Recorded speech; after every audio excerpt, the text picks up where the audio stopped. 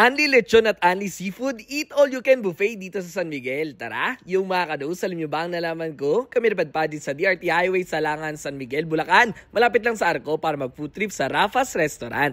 Yes, sobrang dami kasama sa buffet. Unahin na natin ang mga kasama sa normal buffet na 349 pesos. Meron ditong white rice, java rice, pansit canton, chop suey, pasta na spaghetti, bistek Tagalog, pansit palabok, lengua, lumpiang Shanghai, fried tofu, fish fillet, pritong isda, kaldereta, okoy at laeng. May soup din na sinigang na baboy. Meron ding salad na vegetable salad. While for desserts, may coffee jelly, fruit salad, mango jelly, halo-halo, chocolate cake, at fruit sa dragon fruit, orange, mango, at apple. While for drinks, meron silang cucumber, pineapple, blue lemonade, sagot gulaman, at coffee. Ipag-upgrade ka ng Anli Seafood for only 449 pesos lang. May kasamang mixed seafood, adobong pusit, salted egg crabs, miso na salmon, salted egg shrimp, at ginataang suso. At syempre, pinakasulit na upgrade ay Anli Lechon for only 549 pesos na paborito ng tita mo at kapatid mo. No leftovers, same table, same promo. This is the operating hours kung pupunta kayo o ano pa hinihintay nyo. Tara na at mag-Anli Buffet sa Rafa's Restaurant sa San Miguel, Bulacan. Let's go!